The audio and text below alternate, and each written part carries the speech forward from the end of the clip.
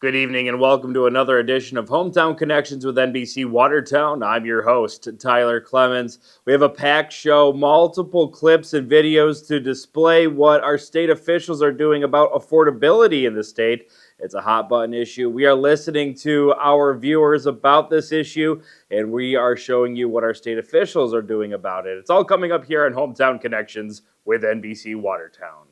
Welcome back to Hometown Connections with NBC Watertown. As I mentioned before the break, this show is all about affordability and what is being done at the state level to tackle the affordability crisis, as we are once again in the midst of a late budget from the New York State government. Our local officials and prospective local officials, as some are still running for their elected office, they're hard at work trying to come up with ideas and tackle this challenge. I know a lot of folks here in the North Country are screaming about affordability and that the policies in Albany have made this state less affordable. But here are some of the things that our local elected officials are doing to combat that issue. First off, we spoke with Scott Gray, the assemblyman here in Watertown very recently about this issue, pretty much realizing that we're going to have another late budget and realizing that this budget is going to exceed previous budgets. We did have a phone interview with him a couple weeks ago to kind of talk about affordability, and I want to replay a little clip of that as he talks about energy policy right head on and how that's affecting New York State. Yeah, well, so the first thing, I think everybody understands the ratepayer impact right now that people are experiencing through the winter months. And, there were significant cost increases. People were really pressed to their limits in terms of affordability. So I think the immediate thing that we should have done, and we still could do, was to eliminate some of the surcharges. And certainly, I think going forward, we want to take a look at flattening the taxes, when you have escalation periods like this. But I think, probably 20% of the bill is taxes and surcharges. So we should have paused those during this period. And we still should return some of the money, system benefit charges, that are collected by NYSERDA back to the ratepayers. Yeah, and there's, I think, maybe a bit of a misconception as far as where the ratepayers are angling their anger towards. There's a lot of blame to be had, from my perspective, as far as where the bill increases have come from. You see the Public Service Commission raising rates, or allowing companies to raise rates, National Grid raising rates for ratepayers. Can you kind of speak on that process there to kind of educate the viewers on really what goes into raising your energy bills? I think that people just see National Grid and they're immediately upset at National Grid, but it's a commission that the governor has put forth that are allowing these rate tax hikes, I guess. Right. So these the rate increases that you're seeing. So let's just break down the utility bill. Sure. So National Grid or any other utility, we work with NYSEG and RG&E and ComEd and Central Hudson, all of those utilities. So the utilities are just what we call the poles and the wires, right? They're just the transmission, the delivery portion of your bill. And then you have the supply portion of your bill, then you have the taxes and surcharges. So those are the three components. So what you're seeing on the supply side is there has been a number of changes that have happened on the supply side. Indian Point nuclear facility was about 2,000 megawatts. That has been decommissioned. There is another host. The total decommissioned megawatts on the system is about 5,000 megawatts. So we're constricting supply, and then we have a cold winter like we had, and the demand goes up, and that's just economics right there. The constricted supply, higher demand, drove prices much higher on the supply side. That has nothing to do with any of the utilities, right? Right. And then on the delivery side, the utilities are responding in terms of poles and wires. They're responding to New York State policy that requires a massive grid upgrade to take place in order to accommodate renewable energy projects and many other things. The grid has been ignored for years, decades. But a lot of it is to accommodate renewable energies, to green the grid, if you will. And we're doing it in a very compressed time frame, so it's driving the capital cost up very high on the outset of this whole, rebuilding of the grid. And that's what ratepayers are experiencing, and that's what these rate increases reflect. So the rate increases reflect New York State policies that are being placed on utilities that are causing these increases. So now you have the demand up, right? You have the demand up and the supply down, so you have a higher supply charge. Now you have a massive capital investment in the delivery side of the bill, and both of those escalate. And then the taxes and surcharges are a percentage of those two items, so they naturally escalate along with them. And that's what you have, what people are experiencing right now. Yeah, so I thought that was really important to play as he kind of talks about where residents here in the North Country can angle their frustration about energy policy and what it's doing to all of our wallets and pocketbooks up here in the North Country, right? It's not just all on National Grid or NYSEG for the rate increases. There's commissions, there's authorities, there are state government agencies that are allowing these rate increases, that are putting in policy that requires rate increases to happen. And Assemblyman Scott Gray is right on point there as he talks about what some challenges and some tax hikes that have been implemented and how they can roll that back. Speaking of rolling things back, also in the assembly, she's not an assemblywoman yet, but she is running for assembly. Tammy Nabiwanek was in our studios before Assemblyman Scott Gray even this year. Probably about 3 weeks ago, we had the candidate running for the 117th district in. And Tammy talked about rolling back mandates, right? Everyone has been talking about the CLCPA, which is more playfully coined as New York's Green New Deal. This is where all these mandates for timelines of greening up the grid per se, of turning off the gas, of going full electric, school bus mandates by year 2030. So that's where that piece of legislation, the CLCPA, is a driving force to all these other mandates. And the Tammy Nabiwanek, who's running for assembly, she's running for Assemblyman Ken Blankenbush's district. She talks about rolling back those mandates and rolling back those timelines. Well, I think a lot of it is slowing down the mandates that Albany is putting. You have a lot of downstate representatives, Democrats, who are really trying to push through policies very, very aggressively. We don't have the infrastructure for them. Of course, that is going to come to our consumers to have to pay. And we're seeing that actually on our national grid bills or, our power bills. I think, we have been screaming, the minority conference, especially us up here in Northern New York and the Mohawk Valley, we've been screaming, this is a problem. Like, we can see our rates going up. We're worried. The school buses, we don't want electric school buses. We are concerned about that.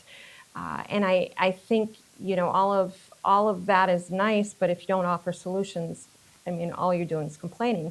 So we are offering solutions. We have these great packages, fighting for New York and trying to get back to some common sense living here. I think you've got to have solutions when you complain.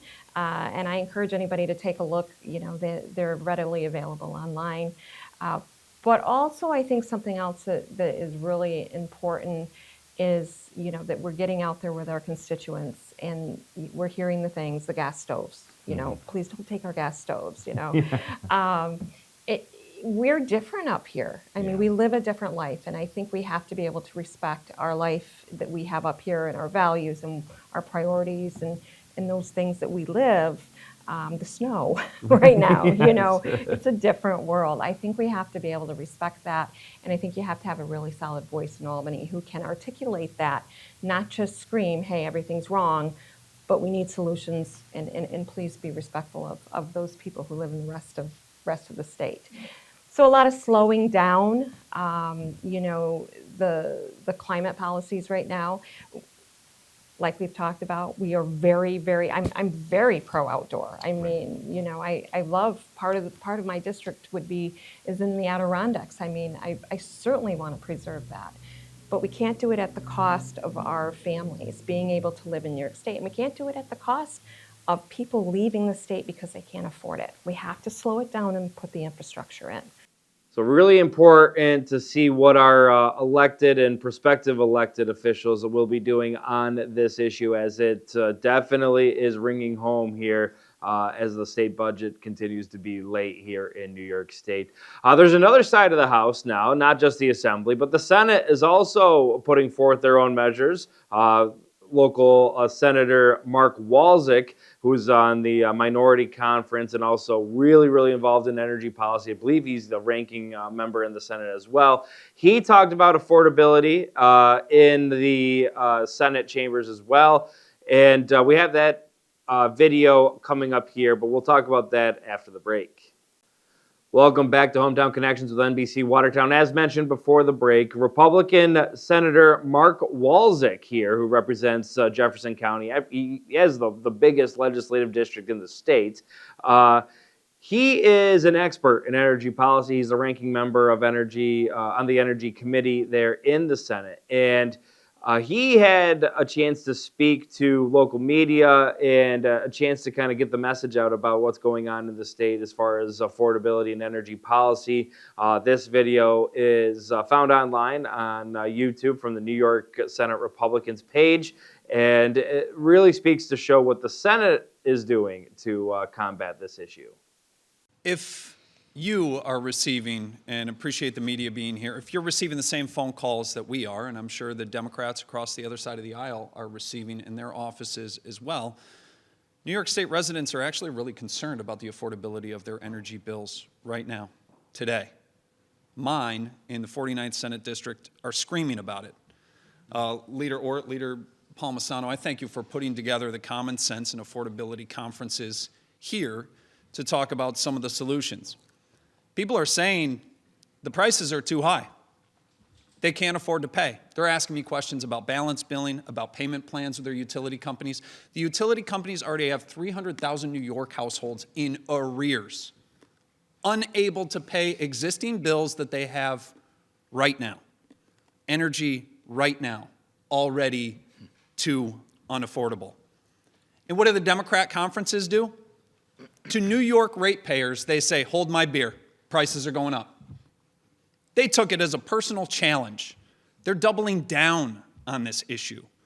The governor had the gall to leak out a few of the, I think, underrated costs for where your energy prices are going in the state of New York. And they said, absolutely not. There's no way we would ever compromise on any of this. New Yorkers can't afford it. The governor called it cap and invest, and I was on the assembly floor when they passed the CLCPA, and they called this aspirational. These are goals. Don't worry, this isn't a mandate. These are just good climate goals for us to reach.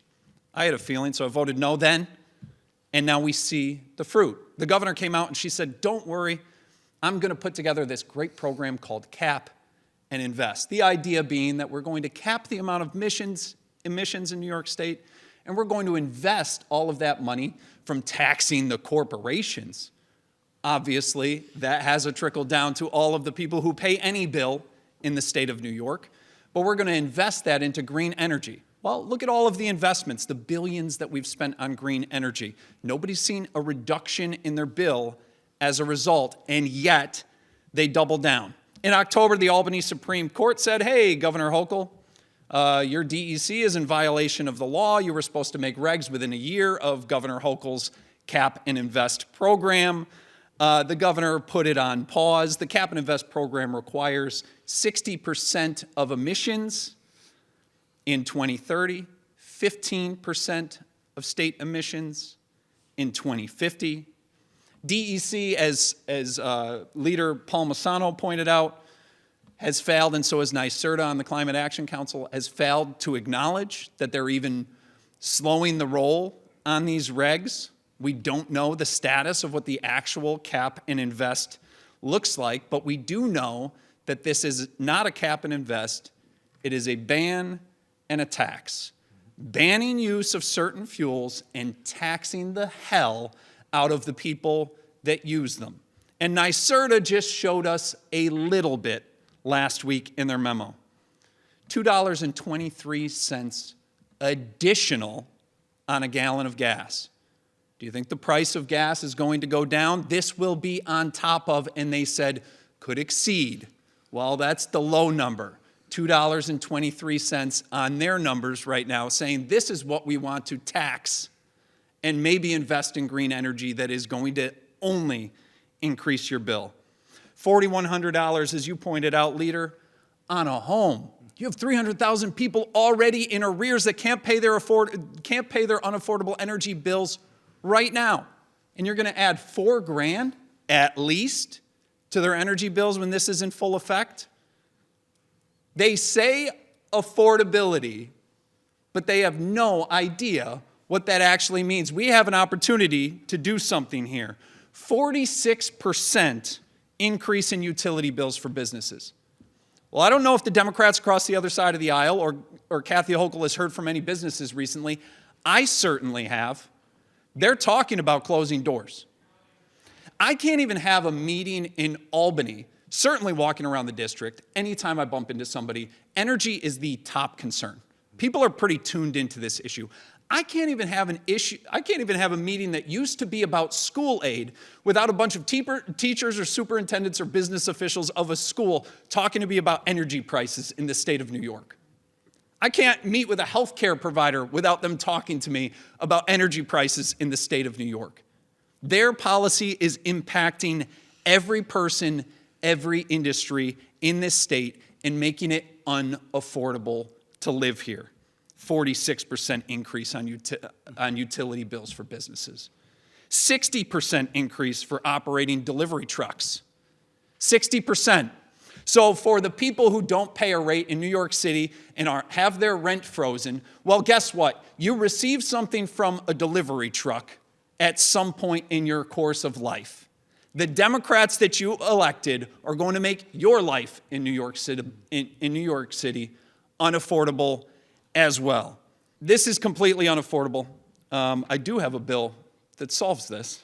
It's pretty quick. So the Albany Supreme Court gave it away.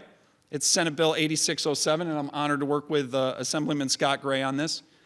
It repeals those targets. The court laid it right out for me.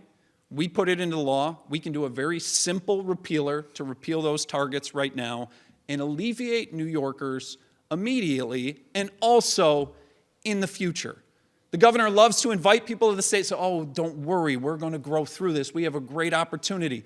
Well, if I'm a business and I'm seeing the costs that I just outlined, how interested am I in investing in New York State when I think this is where energy prices are going to be in the near future? I'm not. And obviously, we know that when we talk to the industry. So we have a very easy solution. I hope that the governor takes this up. I hope that she passes it. I hope she gets serious about it and she pushes against the Democrats on the other side of the aisle who seem to keep doubling down and ignoring how unaffordable this is for the people of the state of New York.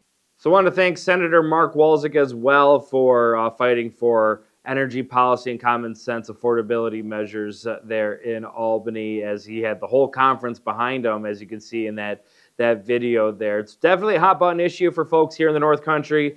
We hear about it here at NBC. We talk to folks in the community, And definitely it's right at the top of mind. All you got to do is scroll down through Facebook. You'll probably see some screenshots, at least a couple screenshots of folks' energy bills from National Grid as the rate hikes are here, and hopefully they are not here to stay. So thank you to Assemblyman Scott Gray for fighting for us, and to Tammy Nabiwanek as she's running on a platform to bring more affordability, and thank you to Senator Walczyk, who are all making public statements fighting for affordability and fighting for us here in the North Country.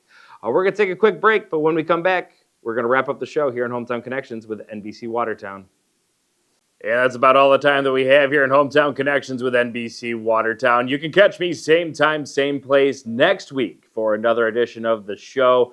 Until then, you can check out Sunday Night Baseball on NBC Watertown. That's coming up this Sunday. We have the Tigers and the Braves this week, and it's really exciting to have professional baseball here on your local NBC affiliate. Until then, you can catch more NBC programming. That's all that we have time for here for today's episode of Hometown Connections with NBC Watertown.